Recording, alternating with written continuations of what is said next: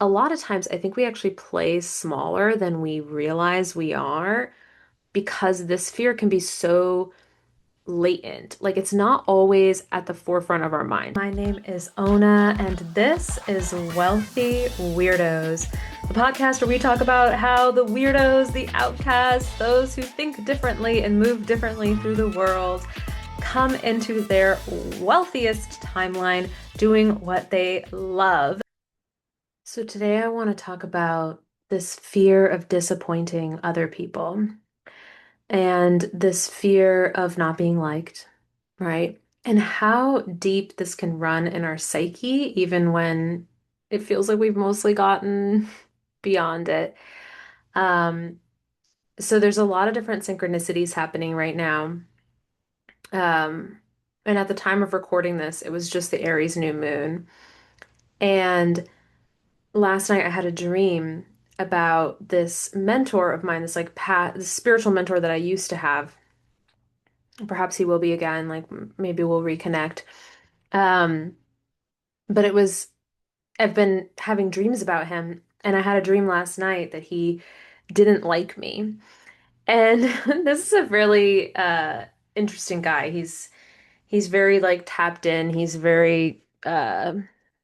actually an Aries. He's a very Aries spiritual mentor.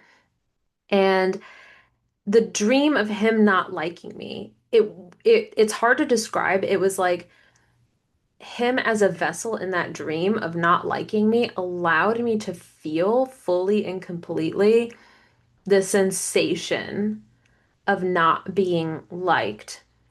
And what it felt like in the dream was that there was something wrong with me.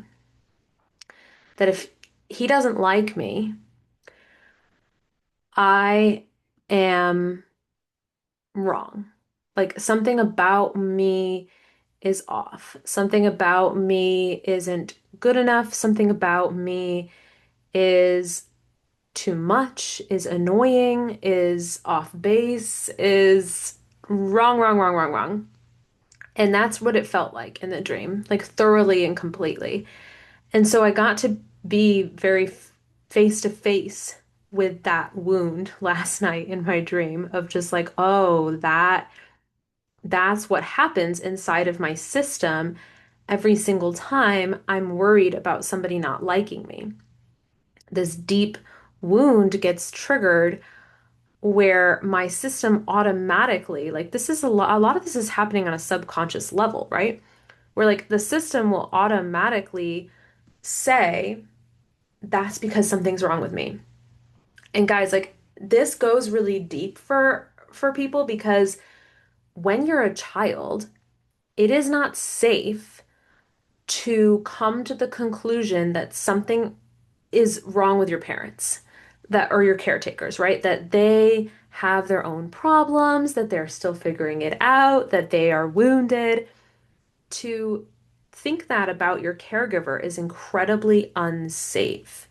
So we put it on ourselves. It's like the only thing a child knows how to do because a child is entirely, egocentric. A child can't think, oh, well, they're just going through something, right? When you're small like that and you're learning about the world, when you get rejected or not seen by your parents or not emotionally met by your parents, or maybe even, worse, physical abuse or whatever, like whatever things are happening with them, you cannot conceptualize the idea that it's their problem, that it's their problem. You have to internalize it. You have to think that there's something wrong with you. And this becomes so internalized. Like this just becomes this deep-seated, like, "Bleh, something is wrong with me." And it happens in an almost automatic way where when somebody doesn't like you, or you're afraid that you've disappointed somebody, or you're afraid that somebody doesn't like you, automatically the system is like, oh my gosh, there's something wrong with me. And this brings up a lot of shame. And you can react to the shame in different ways. You can get really angry about it and not like them back and then it's just like that's the enemy. Or you can become very sad about it. You can try to outwork it, right? Try to get more validation, do better, constantly impress, constantly prove yourself, right? But none of that is really in your true essence. Like, none of that is really what you're here to express. All of it is just a reaction to an illusion that there's something wrong with you because it was never really about that to begin with. And it's good that I had that dream about this mentor because when I woke up, I was like, well, I don't think that he would ever, like, if he doesn't like me, which maybe he doesn't, if he doesn't like me, um, I don't really think that that's about me. Like because if he doesn't like me, that's something that he's experiencing for his own reasons. Like I'm triggering something in him, and I think he himself would see it that way. But I can know that logically from having been on my spiritual journey and not yet know it in my cells, not yet know it fully in my body. So my client was talking to me today. And she just got done with this major international retreat. And it was her first one. And this fear of disappointing people came up very strongly. Um, it sounds to me like the retreat went incredibly well. Like, we're talking women having life-changing experiences, like lifelong patterns breaking in real time, like really intense stuff. My client goes deep with people, much deeper than most. I don't think I've ever had a coach that goes as deep as she does with her clients. Like she goes very deep, and she's good at what she does. She's licensed, like she knows how to navigate the tough stuff. And it sounds like it was an incredible retreat. And yet, when logistics went awry on the final day, the way she started talking about herself and talking about the retreat was almost as if like it was a loss, like it went poorly, right? But a lot of those logistics were completely out of her hands, right? Like these things happen, it's part of how it goes. And she named it herself. It was like, I'm afraid of disappointing these women. And that's not serving me and it's not serving them. And she's absolutely right. But at the same time, like, yes, give yourself grace because we all do that. We do it. I do it. You do it. Because to disappoint somebody feels like it threatens survival. It really does. It can feel that way. It can feel like, oh, I'm not okay. Like something about me or this situation is fundamentally not okay, right? And a lot of times, I think we actually play smaller than we realize we are because this fear can be so latent. Like, it's not always at the forefront of our mind. Like, sure, some of us are really obvious people pleasers and we're like, I really don't want to disappoint anyone. And, like, maybe you're one of those people and it's really obvious. Other times, it's not as obvious. Like, you might not be an overt people pleaser, and yet, there are things that you want to do that you're not doing. And underneath that is this fear of rejection.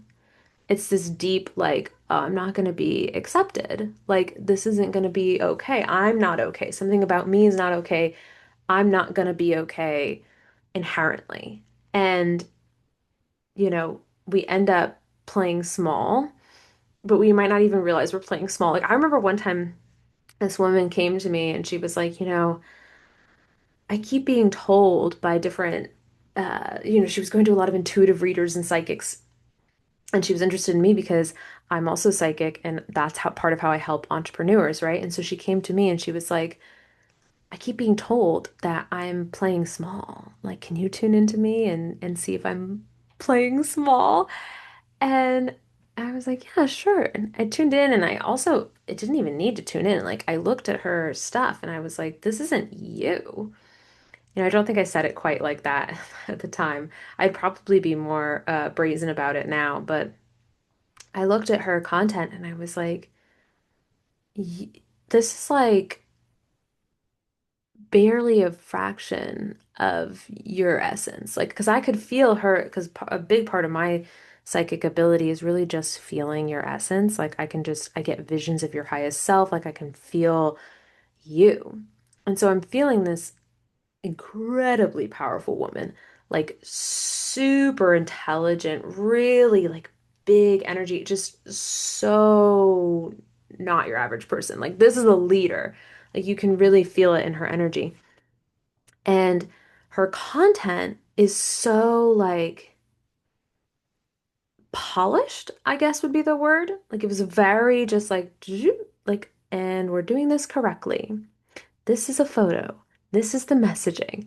And it works. Like she makes money. But I I'm like, well, of course you're playing small. Like this isn't your fullest expression. Like not by a long shot. Like this isn't your voice. And yeah, sure, you can make money, but what is your definition of going bigger? What is your definition of not playing small? If your definition of not playing small is simply just to like make some money, then okay, great, you're not playing small. But when you kind of really get to the core of it and the spirit of it, is that really what it's all about for you? Is it? Is it really just that? You just wanted to make some money? And not only that, guess what? She's not happy with the amount of money. How could she be? But I know it's not just that. Yes, you will make more money when you're fully expressed. Yes, you will make more money when you stop playing small.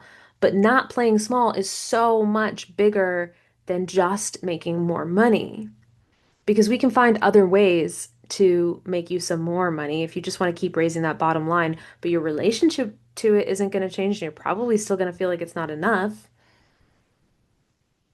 because what's actually happening is you're muting yourself. You're not taking the risk. And underneath that is this fear that you're not going to be accepted, that you're not good enough. Because even in her language, even in talking about the way she does her work, this is like somebody I just had one session with, but even in that conversation, it was very like, I'm trying to prove myself. Like she was trying to prove herself. And that is always going to come up short. I know that game forwards and backwards because I spent my whole life trying to prove myself. You will always be playing small when you're trying to prove yourself. It's a small game. It's a small game. It's it's got a cap. I mean, sure, you can go bigger and bigger and bigger in terms of like, okay, look, I made more money. Okay, look, I got more accolades. Okay, look, I got more this. And it's like, but what does your soul want to do? Like, what is actually scaring you? Not, oh, this scared so and so, and it was really inspiring to see them do this. So I'm going to do that too. And like, that means I'm making big moves. Well, is it your big move? Is it the big move for you? Because for so and so, speaking on a stage was a really big move. And that's what her soul was calling her to do. And that's what was really scary, also. And that's what she fucking went for. But for you, it's no big deal. And you're just making the move because you don't want to play small, but you are playing small. Where's your voice? Because then you go and you speak on the stage and what? You just want to get it right? Oh, this is how you do it. Okay. All right, this is how you make content. Good. Got my messaging down. Okay, great. Got my offers down. Okay, great. You're playing small. I don't care if you do it all correctly. It's not about getting an A plus. It's not about handing in all your homework on time. What is your soul want to express? Where's you? Where's your energy? Where is like, oh, this is what I'm here to do in this world, and it terrifies me, but this is the mission coming through. This is what's coming through from God. And now some people are very clear on what that is, and they're just scared to take action. And these are often the procrastinators and the perfectionists. And then other people are like, well, I don't know what it is, right? Because they're too caught up, and this is like more the camp that I've been in historically. They're too caught up chasing validation that yeah, you're taking action, you're doing all of the things, you're building the thing, and you're like, oh, but I guess I'm still playing small, or it's not really my mission, or I'm not really connected to that. And it's like, well, you're not really connected to it because you've been so busy chasing. You've been so busy proving. You've been so busy being like, well, let me just get this right. Let me just make this amount of money. Let me just check off this box that you haven't had enough of that, like, open channel f to really be like, oh, that's the thing. Like, that's the move I need to make next, right? And that's the one that I'm guilty of. But I get a lot of clients who are in the other camp where they're they're like, "Oh, yeah, I have this thing to share. Like this is the mission, but I'm scared." And so let me just get it right. Let me just get it perfect. Let me just spend more time on the website. Da, da, da. Both instances are playing small. And like last episode, I talked about, being very active and working very hard versus like being more chill and magnetic and receiving, and how it's like, well, what is the present moment calling for? Because really, it's your relationship to it. You have to know, am I avoiding? Like, am I avoiding something? That's how you know you're playing small. But my client, let's go back to my initial client, the one who just did her international retreat. I would say she's not, in that instance, not playing small.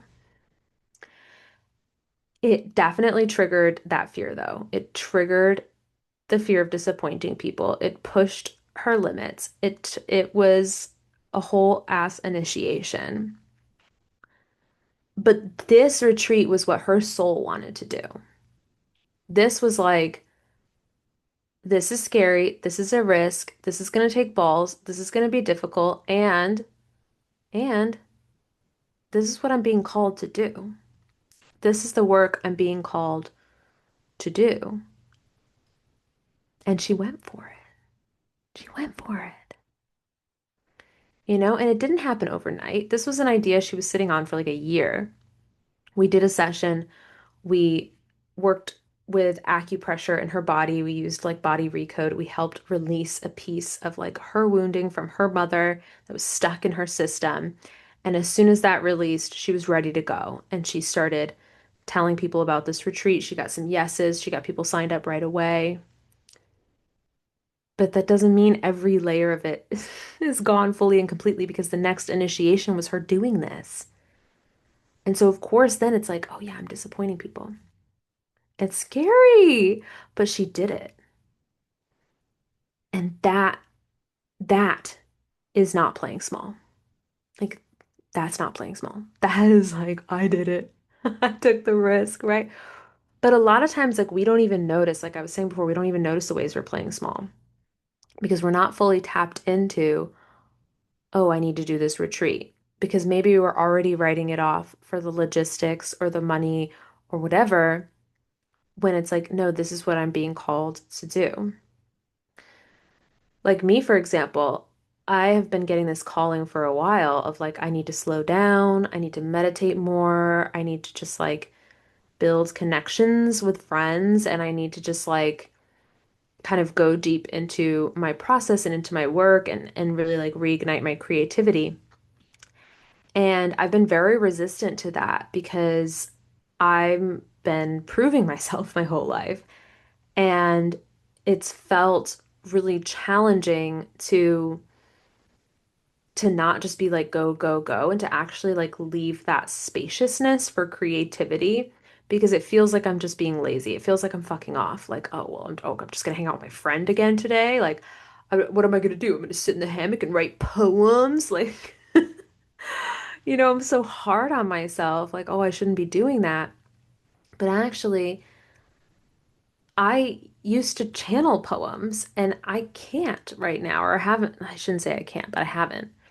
It hasn't happened. And I know it's because of the lack of receiving spaciousness and the lack of, taking that directive that God is giving me of like, you need to slow down, you need to meditate, you need to just like chill. And that way you can channel what is trying to come through you. And I'm like, but then I'm not working. But then I'm not. But what about I have to get another sale? And what about I gotta do this? And it's like, whoo, whoo, this runs deep. Because for me, that's how my fear of disappointing other people is manifesting. And it's like, who am I even performing for at this point? Like, as if everyone's gonna notice that I don't post on social media for a day. Like, nobody cares. But like, I am so caught up in that there's like a phantom, it's like a piece of me. There's like this phantom being within me that is like, you're not doing enough. You're not doing enough. You're not doing enough. Oh, also, if you can hear, my cat is meowing in the background. And I just want everyone to know that it is an hour and 10 minutes right now before her normal feeding time. So she's meowing and she sounds desperate, but she is not meant to be eating for another hour and 10 minutes, so she's okay. She is lying to you all. I don't know if you can hear her, but she's like very much in the background meowing. Anyway, fear of disappointing I don't have a fear of disappointing my cat. I'm like, you know what? You're gonna be okay. But anyway, I realized this recently that this was also a huge money leak for me. So it's not just a leak in terms of like, are you really playing full out? Are you really doing what your soul is here to do? But it's also a leak in terms of money.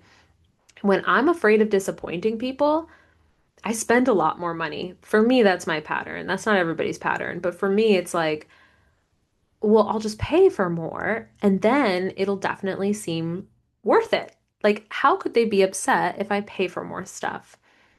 And this is not the place you want to be making those kinds of decisions from, right? It can be really hairy and really sticky, um, because it's not coming from an empowered place. It's not this like strategic decision to spend more, um, and invest. It's much more an emotional decision of I just want my clients to like me and I just want them to be happy. And when it comes from that wounded place, basically your little girl is running the business and your little girl is handling the money. And that is going to cap growth every step of the way. So, all of this to say, you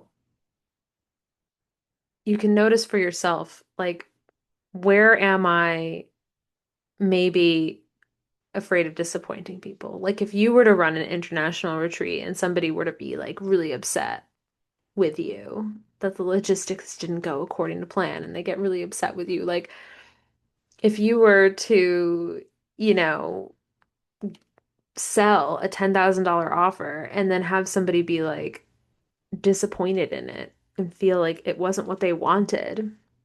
But you were clear, you're communicative, you delivered exactly what you said you were going to deliver, but they're disappointed and they didn't like it and they're upset. And you're like, them's the breaks? There's power tools in the background now too. This is quite the morning for a podcast. But I want you to imagine those scenarios and notice what comes up in your body. Like, notice what comes up in your body. Because for me, it's very strong. Like, I've noticed this too. This is like really important when it comes to high ticket and selling high ticket because you have to be able to own high ticket. You have to be able to own the price that you're putting out there. And so you really need to test your own threshold there because as the number gets higher, your fear of disappointing somebody tends to get triggered more. This is like really common. So let's say now you're up to $25,000, you're selling something for $25,000. Your fear of disappointing that person is increased at that point. It's like it kind of goes through the roof. Maybe that's not your threshold. Maybe it's $100,000 offer or a $200,000 offer. Now you're starting to think, okay, I am afraid of disappointing this person. I'm just gonna let my cat. For those of you listening, there she is. I've let her into the room. So your threshold might be different. It might be a different number. But whatever number it is, go to that number or go to that scenario of like, okay, well, for me, it starts to get triggered when I think about a $10,000 retreat or whatever, like whatever it is for you. And now imagine that somebody really is disappointed in it. And you did what you could, you were clear, you did your due diligence, but someone's disappointed. They didn't like it, and they don't like you. They don't like you, they don't like it. Maybe they even want their money back. And you get to decide your policy on that. But like more often than not, with a lot of services that you've already provided, you're not going to give a refund so long as you provided what you said you were going to provide, right? I mean, most of the time, maybe you have a different policy, but imagine that feeling, that disappointment, and notice where it is in your body. Like, where is it a tightness in the chest? Is it like a shortness of breath? Is it a sinking in your stomach? Is it in your head? Like, just notice it on a physical level. Okay, where does that show up? What does that feel like? And really just be with it. Don't try to fix it. Don't try to change it. Just allow it to actually turn the volume up and hear what it has to say. Like, try to really listen to, okay, what is this trying to say to me? What is it trying to express? And like, bring that forward more and more. And then ask it what it needs on a deep level. Like, what would make you feel good? When I think about, for me, I think about these women who think about working with me for a year, working with me in like my highest ticket containers. Yeah, I worry about disappointing them. And so when I feel that in my body, it's like, yeah, for me, it's kind of like the sinking like down by my diaphragm, like a tug there.